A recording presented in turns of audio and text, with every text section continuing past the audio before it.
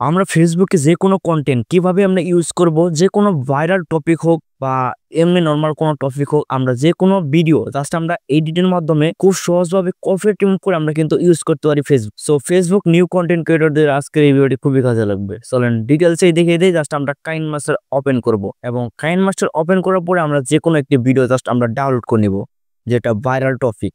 So আমরা এই ভিডিওটি জাস্ট এডিটিং প্রসেসটা সম্পূর্ণ দেখাই। সো আমরা প্রথমে ভিডিও লেয়ারে জাস্ট আমরা এই ভিডিওটি জাস্ট অ্যাড করে নেব। সো অ্যাড করার পরে জাস্ট আমরা এখান থেকে ক্রস ক্লিক করে দেবো। সো ক্রসে ক্লিক করার পরে জাস্ট আমরা এই ভিডিওটি জাস্ট এডিট করব।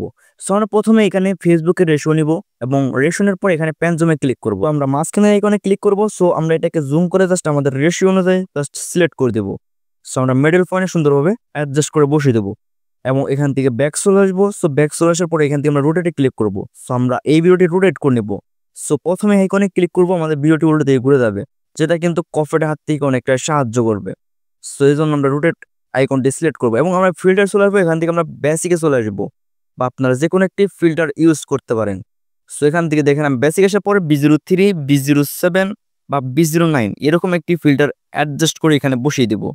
সো এখান থেকে আমরা অ্যাডজাস্টে ক্লিক করব এবং এখান থেকে ব্যাটনেন্স, কন্ট্রাস্ট, স্যাচুরেশন ইত্যাদি ইত্যাদি এখান থেকে আমরা চেঞ্জ করে সুন্দরভাবে ভিডিওর কালারটা আমরা চেঞ্জ করে দেবো। সো এটুকু কাজ হয়ে গেলে ব্যাক চলে আসবো এবং লেয়ারে ক্লিক করব। এখান থেকে এফএক্সে ক্লিক করব, এখান থেকে স্পাইরাল এই এফএক্সটা ডাউনলোড করে নেব। সো আপনারা এখান থেকেই ডাউনলোড করতে পারবেন। সো আমি স্পাইরালটা সিলেক্ট করব এবং এখান থেকে ব্যাক চলে আসবো। সো এখন দেখেন আমরা এই লেয়ারটি সম্পূর্ণ ভিডিওতে জাস্ট আমরা অ্যাড করে দেবো, মানে ভিডিওর শুরু থেকে ভিডিও লাস্ট পর্যন্ত আমরা এই লেয়ারটি অ্যাড করে দেবো। এখান থেকে সেটিংসে ক্লিক করব এবং এখান থেকে কালারে ক্লিক করব, কালারটা আমরা হোয়াইট করে দেবো এবং এখান থেকে টিক করে দেবো। সো নিচের দিকে চলে আসবো এবং দেখেন এখানে কিন্তু আমরা পেয়ে যাবো হচ্ছে মিক্স অরিজিনাল, এটাকে আমরা ফুল করে দেবো। ব্যাক চলে আসবো, অপাসিটিতে ক্লিক করব এবং অপাসিটি সুন্দরভাবে অ্যাডজাস্ট করে দেবো। সো অ্যাডজাস্ট করার পর ব্যাক চলে আসবো এবং এখান থেকে আবার ব্যাক চলে আসবো। জাস্ট এখান থেকে আমরা একটা লোগো সিলেক্ট করবো, যেমন আমরা এখান থেকে ট্যাক্স হিসেবে ব্যবহার করতে পারি। যেমন ট্যাক্সে ক্লিক করে এখান থেকে আমরা আমাদের পেজের নাম বা চ্যানেলের নাম যে কোনো একটি নাম এখানে আমরা অ্যাড করে দিতে পারি। সেটাও কিন্তু আপনারা এভাবেও মানে ইউজ করতে পারবেন।